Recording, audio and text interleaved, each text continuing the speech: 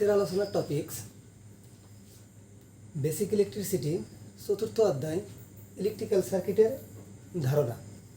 এই অধ্যায়ের আজকে সিরিজ সার্কিটের বৈশিষ্ট্যসমূহ নিয়ে আলোচনা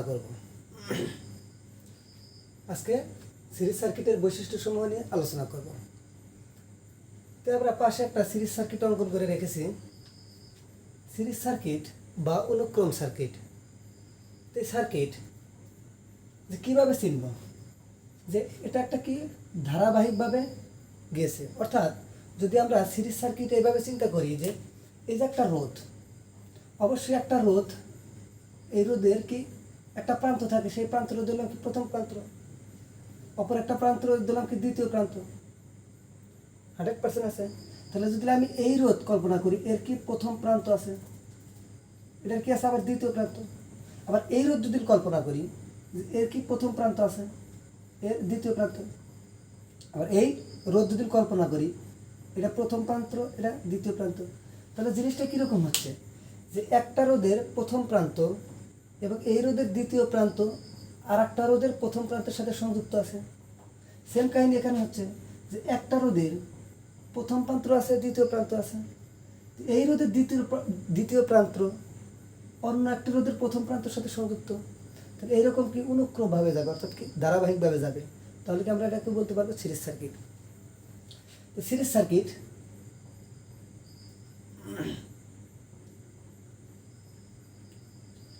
সিরিজ সার্কিটের আমি 3টা রোধ দিয়েছি, একটা R1, R2, R3, আরও থাকতে পারতো, সমস্যা নাই, আমি 3টা দিয়ে বোঝাবো।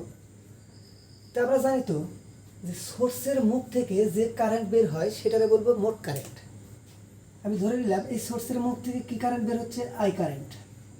কী কারেন্ট? I current. অর্থাৎ সোর্সের মুখ, এই যে ভোল্টেজ সোর্স আছে উৎস, এই উৎসের মুখ থেকে যে কারেন্টটা বের হবে তাকে বলবো মোট কারেন্ট। এই কারেন্টটা এই সার্কিট হয়ে আমরা জানি যে কারেন্ট পজিটিভ দিক দিয়ে বের হবে এবং নেগেটিভে এসে কি ফিরতে হবে। অর্থাৎ পজিটিভ দিক দিয়ে যে কারেন্ট বের হবে নেগেটিভ দিয়ে, অর্থাৎ এরকম একটা সার্কিট ঘুরে আবার নেগেটিভে ওই একই কারেন্ট আসবে।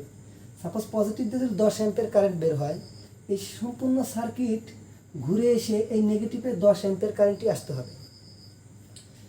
তো এই সার্কিটের মোট কারেন্ট দিলাম আই। তাহলে যেহেতু আমরা R1 ধরেছি, অবশ্যই কি এই রোধের একটা আমরা কারেন্ট ধরবো, সেটা দিলাম I1। এখানে কি আছে R2, তাহলে অবশ্যই এই রোধের একটা কারেন্ট ধরলাম I2। আর এই রোধ কি R3, তাহলে এই রোধের কারেন্ট দিলাম I3। দেখুন সিরিজ সার্কিটের প্রধান বৈশিষ্ট্য, 1 নম্বর বৈশিষ্ট্য যেটা বলছে কি যে সিরিজ সার্কিটে কারেন্ট সমান। সিরিজ সার্কিটে কারেন্ট সমান। তাহলে এই প্রথম বৈশিষ্ট্য লেখা আছে সিরিজ সার্কিটের সংযুক্ত বিভিন্ন রেজিস্টর। সিরিজ সার্কিটের সংযুক্ত বিভিন্ন রেজিস্টর না, আচ্ছা, বা লোড, আমরা এক একটা এগুলোকে আমরা লোড হিসেবেও কল্পনা করতে পারি। তো সিরিজ সার্কিটের সংযুক্ত প্রতিটি রেজিস্টর বা লোড এর মধ্য দিয়ে একই কারেন্ট প্রবাহিত হয়। জিনিসটা লিখেছি কি I=I1, I2, I3 ... IN। অর্থাৎ জিনিসটা যদি সোর্সের মুখ দিয়ে যে কারেন্টটা বের হয় সেটা মোট কারেন্ট। এই মোট কারেন্টটা যা হবে এই সার্কিটের সংযুক্ত যে প্রতিটি রেজিস্টর আছে এই মোট কারেন্টের সমান হবে। অর্থাৎ আই যা হবে I1 তাই হবে এবং I2 তাই হবে এবং কী হবে এক্ষেত্রে কি I3 তাই হবে। আমি আরও রেজিস্টর দিতাম তাহলে আরও হতো, সেই জন্য আমরা ... কী দিয়েছিলাম IN, n সংখ্যক পর্যন্ত। n সংখ্যক দ্বারা বোঝাচ্ছে n এর মান তো ইনফিনিটি, অর্থাৎ 1 2 3 4 চলতেই থাকবে, অর্থাৎ n পর্যন্ত মনে করো আরও আছে, সেই জন্য IN দিয়েছি। এই সিরিজ সার্কিটের প্রথম বৈশিষ্ট্য চলে গেল। অর্থাৎ সিরিজ সার্কিটে কি কারেন্ট সমান, সোর্সের মুখে মোট কারেন্ট যা হবে ওই সার্কিটের মধ্যে দিয়ে একই কারেন্ট ফ্লো হবে। আশা করি বুঝতে পেরেছেন। তো দ্বিতীয় নাম্বার বৈশিষ্ট্যতে বলা হয়েছে যে সিরিজ সার্কিটের সংযুক্ত প্রতিটি রেজিস্টর, এই প্রতিটি রেজিস্টর বা লোডের ভোল্টেজ ড্রপ, লোডের এগুলো কি এক একটা লোড। আর ভোল্টেজ ড্রপ মানে কি, ভোল্টেজ ড্রপ মানেও কি মিন করে ভোল্টেজ, কি ভোল্টেজ ড্রপ মানে কি মিন করতেছে ভোল্টেজ। তো ভোল্টেজটা হয় কি এই কারেন্ট এবং রোধের গুণফল, তাহলে আমরা বলতে পারবো এটা কি ভোল্টেজ ড্রপ। সেজন্য বলছে কি লোডের ভোল্টেজ ড্রপের, এখানে কি একটা ভোল্টেজ ড্রপ হবে, এখানে একটা ভোল্টেজ ড্রপ হবে, এখানে একটা ভোল্টেজ ড্রপ হবে। তো এই ভোল্টেজ ড্রপের যোগফলটা হবে প্রয়োগকৃত ভোল্টেজের সমান। আসলে জিনিসটা কি আমি একটু দেখি, যেহেতু R1 রোধ আছে, তাহলে কি এর একটা ভোল্টেজ হবে। তো ভোল্টেজ তো সবসময় কি থাকে আড়াআড়িতে, মনে করো এই রোধের আড়াআড়িতে ভোল্টেজ দিলাম V1, আর এই রোধের আড়াআড়িতে ভোল্টেজ দিলাম কি V2, এই রোধের আড়াআড়িতে দিলাম কি ভোল্টেজ V3। দেখুন বলেছে যে সিরিজ সার্কিটে প্রতিটি রেজিস্টর বা লোডের যে ভোল্টেজ ড্রপ, এই ভোল্টেজ ড্রপকে V1 ধরলাম, V2 এবং V3, এই ভোল্টেজ ড্রপের যে যোগফল এই যে প্রয়োগকৃত ভোল্টেজ অর্থাৎ কি মোট যে ভোল্টেজ আছে তার সমান। ভোল্টেজ ড্রপটা কি, যদি আমি বলি যে V1, তাহলে কী হবে V1 ইকুয়াল টু কী লিখবো I1 R1, অর্থাৎ ভোল্টেজ ড্রপটাই কি V। আমি এখানে V1 ধরেছি, সেই জন্য সেই ক্ষেত্রে কী ধরবো I1 এবং R1, অর্থাৎ কারেন্ট এবং রোধের গুণফলটাই কি ভোল্টেজ ড্রপ বা ভোল্টেজ। তাহলে এখানে একটা ভোল্টেজ ড্রপ হয়েছে, এখানে একটা ভোল্টেজ ড্রপ, তাহলে V2 equal to I2 R2, আর V3 ইকুয়াল টু কী হবে I3 R3।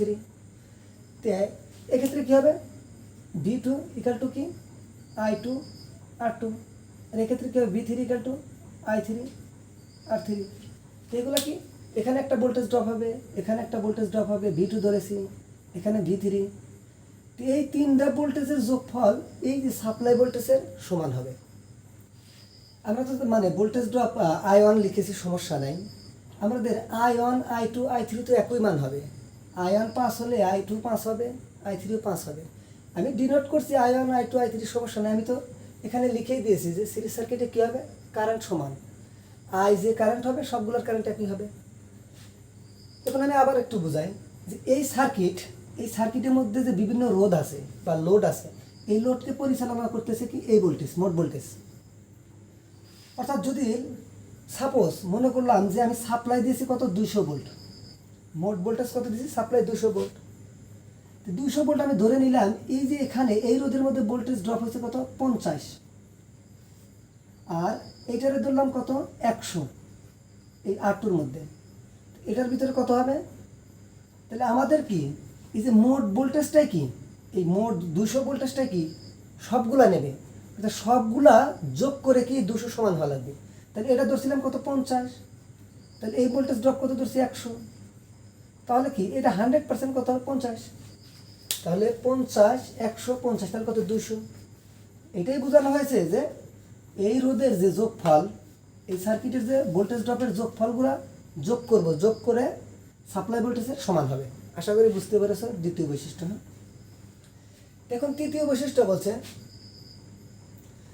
বৈশিষ্ট্যটা বলছে যে সিরিজ সার্কিটের সংযুক্ত রেজিস্টর বা লোড সমূহের রেজিস্ট্যান্সগুলো, সিরিজ সার্কিটের সংযুক্ত রেজিস্টর কি R1 R2 R3 ধরেছি, বা লোড সমূহ, এগুলোকে এক একটা লোড হিসেবে কল্পনা করব যে লোড সমূহের রেজিস্ট্যান্সগুলোর যোগফল।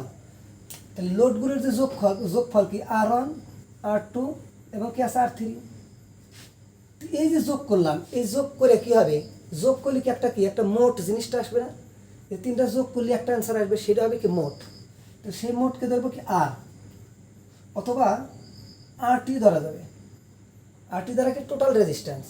অর্থাৎ এখানে বলছে কি সিরিজ সার্কিটের সংযুক্ত রেজিস্টর বা লোড সমূহের রেজিস্ট্যান্সগুলোর যোগফল, এই সবগুলোর যোগফল কী হবে মোট রেজিস্ট্যান্সের সমান। এই মোট RT বা টোটাল রেজিস্ট্যান্সের কী হবে সমান। অথবা এই তোমরা RT-কে R ধরতে পারো, অথবা ধরতে পারো RE। RE দ্বারা বোঝানো হয় কি ইকুইভ্যালেন্ট রেজিস্ট্যান্স, অর্থাৎ সমতুল্য রোধ, অথবা RT ধরা যায় ইকুয়াল টু কি R1 plus R2 plus R3। তোমরা ডাইরেক্ট R ধরতে পারো, কোনো সমস্যা নেই। হ্যাঁ, আজ এতটুকুই সিরিজ সার্কিটের বৈশিষ্ট্য সমূহ নিয়ে আলোচনা করলাম।